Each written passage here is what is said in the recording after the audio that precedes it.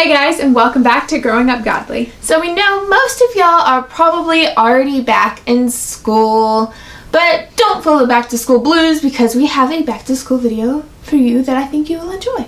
So today we are going to be discussing some general topics on how to pray for your school year. But we know that every situation is going to be different, so make sure you take the time to find specifically what you need to be praying for these topics. Let's get on to the video. Number uno is going to be praying for your teachers. Sometimes teachers get a bad rep because they give out homework and quizzes and everyone's feeling the back to school blues. But teachers are super helpful, and if it wasn't for them, you'd have to teach yourself. And that's kind of hard when you don't know what you're doing. So definitely pray over your teachers and have good relationships with your teachers because you can have some really good relationships with them. So the first one is to pray that they feel respected by the students, fellow teachers, parents, all that type of stuff. In today's society, teachers are so underappreciated, and so just pray that they'll feel respected and feel loved. Number two is that God will use them to speak into the lives of the students. Teachers do so much more than write out math equations. Teachers can be people that really invest in students' lives and change them while they're getting older and learning new things. So pray that your teachers will do more than just algebraic problems, that they'll really get an opportunity to speak into the students' lives and to encourage them and help them, and that the students can encourage them too. And even if your teacher isn't a Christian, they can still really influence the lives of students. So you can still be praying that over them as well. And number three, pray for your teacher's personal life. Everyone is always going through something, whether it's good or bad. And so just pray for their personal life as they're outside of work, that they'll just feel the presence of God in their life and that He'll help them through anything that they're going through. And if you do not know anything that they're going through, you're probably not going to find out every single detail, but you can ask them if there's any ways that you can pray for them. This will really encourage them, knowing that one of their students cares enough for them to pray for them in whatever time they're going through. And it's a good witnessing opportunity. Number two is praying for your peers. Now this is super important because these are the people that you spend almost all your time at school with, and they really are the people you have the most influence over. And they have a lot of influence over you too. So there's a lot of ways that you can pray for them, help encourage them and grow them, and you can have some really awesome God-given relationships with your peers and a lot of really amazing witnessing opportunities if you're just bold enough to take them. The first way you can be praying for your peers is that pray that their hearts and their eyes would be open to the gospel. No matter what kind of school you go to, there are going to be lost kids there. So you want to pray that the Lord gives opportunities for them to hear the gospel and that they will be open to it. Number two, pray that your peers will be motivated.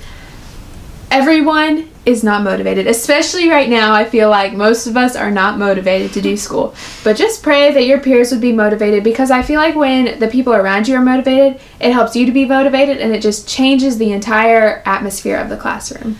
The third way you can be praying for your peers is pray that they will have good relationships with other peers without any drama. Middle school and high school can be so dramatic sometimes, and it could really ruin a lot of relationships. So you need to pray over your class that they wouldn't have that drama barrier between them, but that they can have good, heartfelt relationships without all that dramatic stuff that can tear friendships apart. It's the worst. Yeah. Alright, so our third big point is to pray for yourself. This may seem kind of selfish, but really it's not, because your influence to other people and for God's glory depends on your actions and your words and your thoughts. So it's very important to take your actions and thoughts to God so that He can change them and shine through you to other people. Now, one of the first things you should pray for yourself is not to be distracted, whether that's in the classroom when the teacher is talking and you zone out, or just not being distracted from your goal, which is to influence people throughout the school year.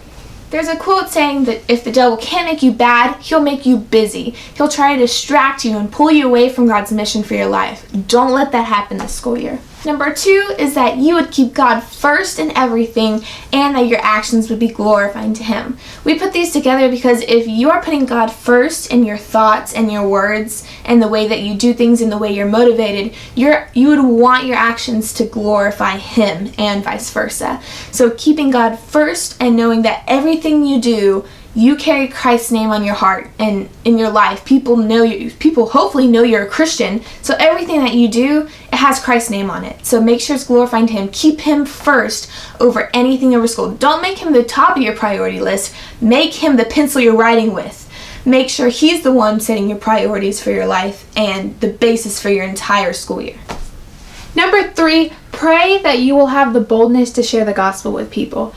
I can tell you from past experiences and from right now, this is one of the hardest things to do because you work so hard to build those relationships with people that you don't want them to stop because they get offended from you sharing the gospel. And so it can be really hard to do. So pray that the Lord will give you the boldness, 1, and 2, the right opportunity and the right time to share the gospel with people. And remember, if you pray that prayer, just keep your eyes open because the Lord has probably already given you so many endless opportunities to share the gospel that we just don't see because of distractions and because we're not keeping God first. So it kind of ties in what we all have been praying for ourselves, is because we want to stay focused on our mission. Our mission is to share the gospel with others so that they can be able to pray for themselves and talk to God throughout the year too. Number 4 is be different. Daring to be different, not being afraid of going against the crowd. The Bible says that the world will hate us because we're not of the world, we're of Christ. And so you may not have people that, physically hate you, but we are going to be different from this world. So asking God, just please don't let me slip into what everyone else is doing. Just be different and be Christ through me so that other people can see that I'm different and wonder what I have, and that gives me more opportunities to share the gospel.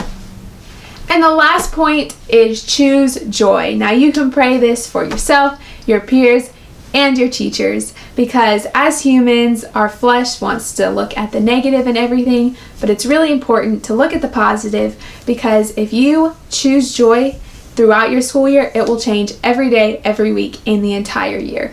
This kind of sums up everything we've been talking about, because when you're choosing joy, you're putting God first and saying, I'm going to put you before my circumstances. I'm not going to be negative about them.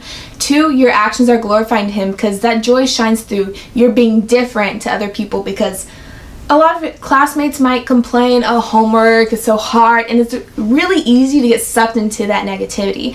But when you're choosing joy, you're being different.